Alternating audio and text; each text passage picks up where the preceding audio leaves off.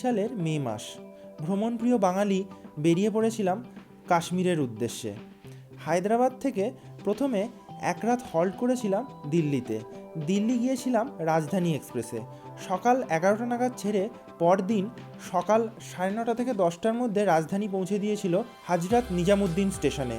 সেই দিনটা দিল্লির কিছু লোকাল সাইট সিইং করে রাতে ডিনার সেরেছিলাম দরিয়াগঞ্জ বলে একটি রেস্টুরেন্টে। এরাই নাকি ভারতবর্ষে প্রথম বাটার চিকেন এবং ডাল মাখানির আবিষ্কর্তা। দিল্লি থেকে জম্মু আমরা গিয়েছিলাম ফ্লাইটে। মোটামুটি 1.5 ঘন্টা মতো সময় লেগেছিল।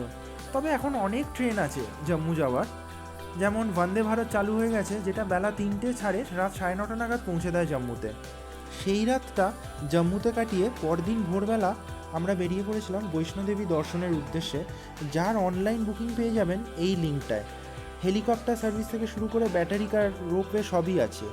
তবে আমরা পুরোটাই হেঁটে উঠেছিলাম আর নেমেছিলাম। ভোর 6:30টায় বেরিয়ে বৈষ্ণোদেবীর দর্শন পেয়ে হোটেলে ফিরতে ফিরতে ওই বেলা 3টে বেজে গিয়েছিল। তবে হেলিকপ্টার করে আপনারা যেতে পারেন, যার ভাড়া 2100 টাকা, আর ব্যাটারি কারের মোটামুটি ওই 500 টাকা ধরুন।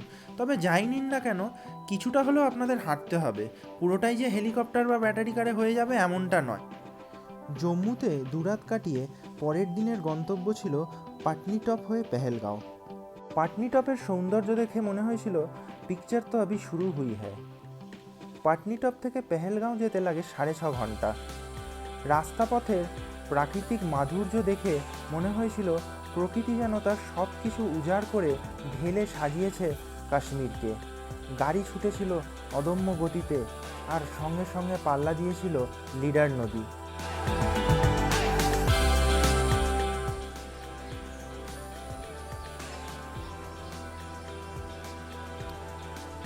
ভোর ভোর বিছানায় বসে গরম চা মুখে দিয়ে প্রাকৃতিক এই সৌন্দর্য উপভোগ করার মজাটাই আলাদা। নিজেকে প্রচণ্ডভাবে ধন্য মনে করেছিলাম। বড় ছোট যে কোনো হোটেল থেকেই আপনারা এইরকম দৃশ্য উপভোগ করতে পারবেন, কারণ পেহেলগাঁও জায়গাটাই যে এত সুন্দর। তাই শুধু শুধু কোনো হোটেলের ছবি বা ফোন নাম্বার দিয়ে আমি আপনাদের আর সময় নষ্ট করছি না। হোটেল মাউন্ট ভিউ নামক একটি জায়গায় ব্রেকফাস্ট ছেড়েছিলাম।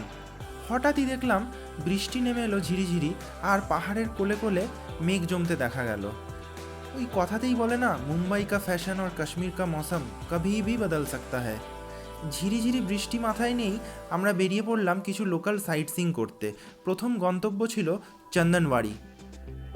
চন্দনওয়াড়িতে বরফ পেয়ে নিজেকে আর সামলাতে পারিনি, কারণ মে মাসের ওই গরমে যখন গোটা ভারতবর্ষ হাঁসফাঁস করছে, তখন বরফের মধ্যে যে লাফালাফি করব আর মোটা মোটা জ্যাকেট পরে ছবি তুলব, তা কল্পনাও করতে পারিনি। তবে একটা কথা বলে রাখি, কাশ্মীরের যে কোনো সাইট সিইংয়ের স্পটে গাড়িওয়ালা বা ঘোড়াওয়ালাদের প্রচণ্ড রকমের চাপ থাকে। ওরা কিছুতেই পিছু ছাড়তে চায় না, সমানে বলতে থাকে আরও উঁচুতে নিয়ে যাব, আর এখানে নিয়ে যাব, ওখানে নিয়ে যাব, এবং মারাত্মক রকমের ভাড়া চায়। আমার মনে হয় যতটুকু গাড়ি থেকে নেমে আপনারা হেঁটে দেখতে পাচ্ছেন ততটুকুই সুন্দর, আর বেশি যাওয়ার দরকার নেই। ওইটুকু দেখেই মুগ্ধ হয়ে যাওয়ার মতন প্রাকৃতিক সৌন্দর্য। বেতাব ভ্যালিটা আমরা ওপর থেকেই দেখেছিলাম। নিচে গিয়ে টিকিট কেটেও পুরোটা ঘোরা যায়, তবে ওপর থেকে দেখতে যেন মনে হয় আরও বেশি সুন্দর। শীতকালে মানে ডিসেম্বর জানুয়ারি মাসে এই বেতাব ভ্যালি পুরো বরফে ঢাকা থাকে। একেই ঠান্ডা মারাত্মক, তার ওপর ঝিরিঝিরি বৃষ্টি যেন পারদটাকে টেনে আরও নামিয়ে দিয়েছিল। আরু ভ্যালিতে গিয়ে এই পাহাড়ের কোলে মেঘ দেখে মনে হয়েছিল এই ভাসমান মেঘে যদি আমিও ভেসে ভেসে এদিক ওদিক ঘুরে বেড়াতে পারতাম, কী মজাটাই না হতো। মারাত্মক ঠান্ডার মধ্যে 1 কাপ করে কাশ্মীরি কাওয়া মানে ওদের স্পেশাল চা খেয়ে শরীরটাকে একটু চাঙ্গা করে নিয়েছিলাম। এই সাইট সিইংগুলো করে আমরা পেহেলগাঁও থেকে সোজা চলে গেছিলাম শ্রীনগরের উদ্দেশ্যে। পেহেলগাঁও থেকে শ্রীনগর মোটামুটি 40 কিলোমিটার, আর যেতে সময় লাগে 3 ঘন্টা। তবে এখানে বলে রাখা ভালো, আমরা 11 জন একসাথে থাকার ফলে একটা বড় ট্রাভেলার বুক করে ঘুরেছিলাম। অবশ্য লোকাল ক্যাব বা ট্যাক্সিও পাওয়া যায়, যার ভাড়া মোটামুটি ভ্যারি করে 3500 থেকে 5000 টাকা অবধি।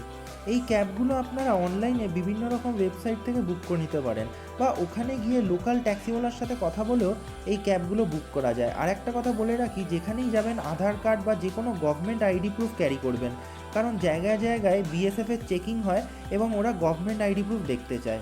রাস্তায় লাঞ্চ সেরেছিলাম ওখানকার স্পেশাল ডিশ কাশ্মীরি আজওয়ান দিয়ে। যদিও বলে রাখা ভালো, এটা আমার একদমই ভালো লাগেনি এবং আমি এটা কাউকেই সাজেস্ট করছি না খাওয়ার জন্য। শ্রীনগরে পরের দিন ভোরবেলা করেছিলাম কিছু লোকাল সাইট সিইং, আর সঙ্গে অবশ্যই ছিল শিকারা রাইড। তবে শিকারা রাইড করতে গেলে একটু দরাদরি করে নেওয়া ভালো, নাহলে প্রথমেই একটা ওরা উদ্ভট দাম চেয়ে বসে। শিকারা রাইড করতে করতে আরও অনেক ছোট ছোট শিকারা হরেক রকমের জিনিস, কখনো বা গরম চা ম্যাগি নিয়ে চলে আসবে আপনার শিকারার কাছে। ডাল লেকের ওপর শিকারা রাইড, তার সাথে 1 কাপ গরম চা কিন্তু বেশ জমে যায়। পরের দিন চলে গিয়েছিলাম গুলমার্গে। গুলমার্গের গন্ডোলা রাইডের টিকিট কিন্তু কিছুদিন আগে থেকে কেটে রাখবেন, কারণ ওখানে গিয়ে ইনস্ট্যান্ট টিকিট পাওয়া কিন্তু অসম্ভব। গুলমার্গে গিয়ে কোনো গাড়িওয়ালা বা ঘোড়াওয়ালার চাপে পড়বেন না, নিজেরাই যতটা পারবেন হেঁটে ঘুরে দেখবেন। আর গুলমার্গের এই সবুজ চেহারা কিন্তু একদম পাল্টে যায় শীতকালে, বরফে ঢেকে সাদা হয়ে যায় পুরো। পরের দিন চলে গিয়েছিলাম সোনমার্গে। সোনমার্গের ঠান্ডা যেন গুলমার্গের ঠান্ডাকেও জয় করে ফেলেছিল। গরম পানীয় নিমেষের মধ্যে ঠান্ডা হয়ে যাচ্ছিল।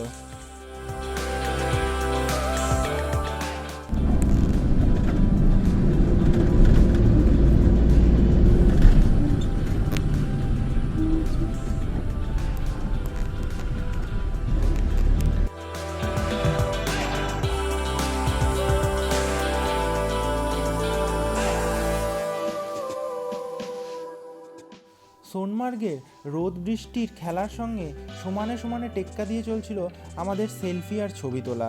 রোদ বৃষ্টি জল ঝড়কে জয় করে মাথা উঁচু করে ছবি তুলে যাচ্ছিল সেলফি স্টিকটি।